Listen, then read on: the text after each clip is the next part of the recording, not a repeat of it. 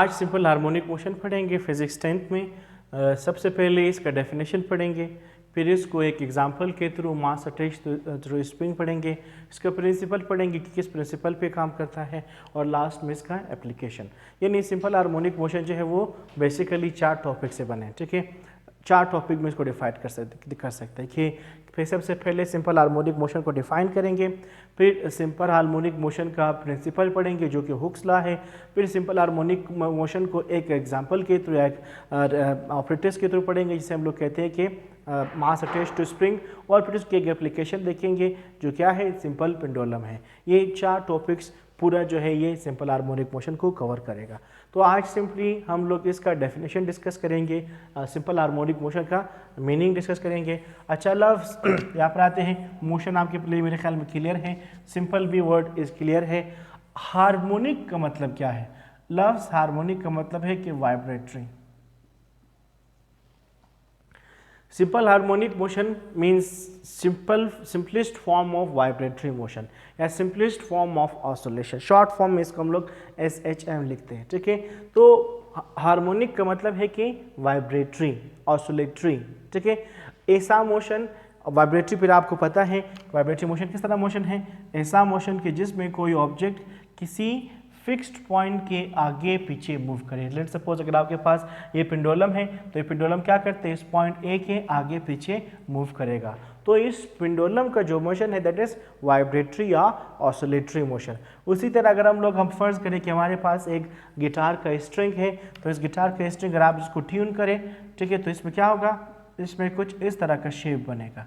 तो आप देख लें जो स्ट्रिंग है वो एक खास पॉइंट के ऊपर नीचे, तो ऐसा मोशन के जिसमें कोई ऑब्जेक्ट किसी फिक्स्ड पॉइंट के आगे पीछे या ऊपर नीचे मूव करे, इस तरह की मोशन को हम लोग कहते हैं वाइब्रेटरी मोशन। हार्मोनिक का मतलब है कि वाइब्रेटरी या फिर ऑसिलेटरी। तो ये क्या है कि सिंपल हार्मोनिक मोशन जो है वो हार्मोनिक मोशन का ऑसिलेटरी मोशन का सिंपलेस्ट फॉर्म है।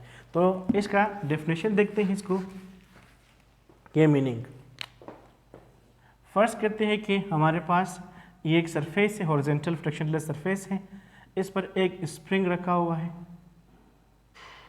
स्प्रिंग के एक हिस्से को हमने एक फर्म सपोर्ट के साथ कनेक्ट किया है, इसको हम लोग कहते हैं कि फर्म सपोर्ट, मजबूत सहारा, ठीक है, ताकि इसको ऐसे कनेक्टेड रहे। और यहाँ पर एक ऑब्जेक्ट ऑफ मास m है, एक ऑब्जेक्ट है जिसकी मास है m। जिस पॉइंट पे अभी रखा हुआ है इस पॉइंट को हम लोग नाम देते हैं कि पॉइंट O, और इस पॉइंट को हम लोग कहते हैं कि मीन पोजीशन। अगर आप इस ऑब्जेक्ट पे फोर्स लगाएं, ठीक है, जिसको हम लोग क्या कहते हैं कि FEXT, एक्सटर्नल फोर्स, अगर आप इस पे एक्सटर्नल फोर्स अप्लाई करें तो क्या होगा, ये जो स्प्रिंग है ये स्ट्रेच होगा। एक्सटर्नल फोर्स की वजह से स्प्रिंग स्ट्रेच होगा और पॉइंट O से पॉइंट A तक जाएगा। पॉइंट A को हम लोग कहते हैं एक्सट्रीम पोजीशन, और पॉइंट O से पॉइंट A तक क्या कवर करेगा, डिस्प्लेसमेंट कवर करेगा। तो क्या हम कह सकते हैं कि एक्सटर्नल फोर्स की वजह से स्प्रिंग ने पॉइंट O से लेकर पॉइंट A तक क्या कवर किया, डिस्प्लेसमेंट कवर किया।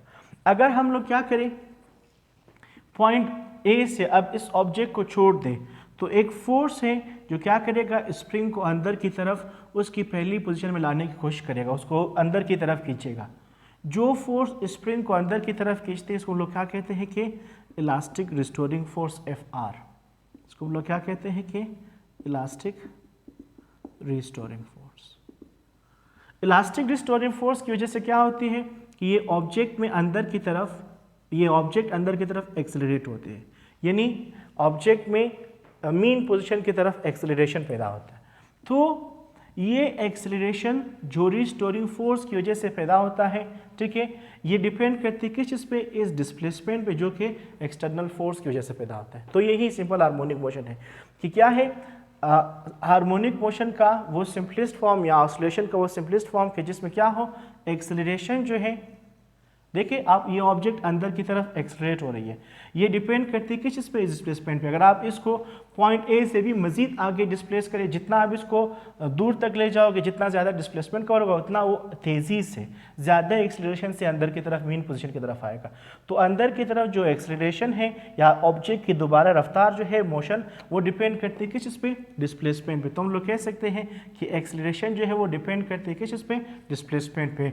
इन अदर वर्ड्स कि एक्सेलरेशन जो है जो कि इलास्टिक रिस्टोरिंग फोर्स की वजह से पैदा होती है, वो डायरेक्टली प्रोपोर्शनल किस के साथ, डिस्प्लेसमेंट के साथ, जो कि एक्सटर्नल फोर्स की वजह से पैदा होता है। ये जो है बेसिक फॉर्म है सिंपल हार्मोनिक मोशन के। लेकिन क्या है, जो आप देख लें एक्सेलरेशन का जो डायरेक्शन है वो इनवर्ड है और डिस्प्लेसमेंट की जो डायरेक्शन थी वो क्या थी, वो आउटवर्ड था। तो क्या है कि एक्सेलरेशन उतना एक्सेलरेशन पैदा होगा जितना डिस्प्लेसमेंट पैदा होता है, लेकिन दोनों का डायरेक्शन क्या है, वो अपोजिट। डिस्प्लेसमेंट आउटवर्ड पैदा होता है और एक्सेलरेशन इनवर्ड पैदा हो रही है, ठीक है।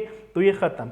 तो क्या है, सिंपल डेफिनेशन कवर हो गया कि सिंपल हार्मोनिक मोशन क्या है, कि ऑसिलेटरी मोशन का वो सिंपलेस्ट फॉर्म के जिसमें एक्सेलरेशन डायरेक्टली प्रोपोर्शनल हो डिस्प्लेसमेंट के साथ, लेकिन दोनों का डायरेक्शन अपोजिट हो, उसको लोग क्या कहते हैं, सिंपल हार्मोनिक मोशन। यहाँ पर डेफिनेशन लिखते हैं कि the simplest form of oscillation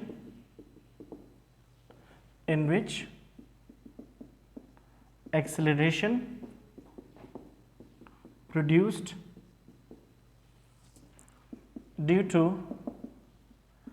elastic restoring force is directly proportional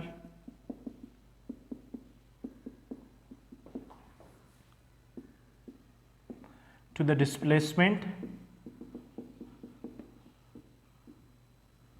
produced due to external force, but both are in opposite direction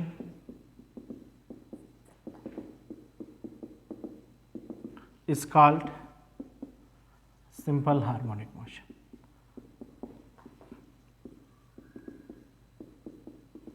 क्या लिखते हैं किस तरह मैथमेटिकल फॉर्म में कि a is directly proportional to -x। जो नेगेटिव साइन है वो क्या शो कर रही है कि एक्सेलरेशन और डिस्प्लेसमेंट क्या है, दोनों अपोजिट डायरेक्शन में। ये सिंपल हार्मोनिक मोशन का बेसिक डेफिनेशन। Thank you.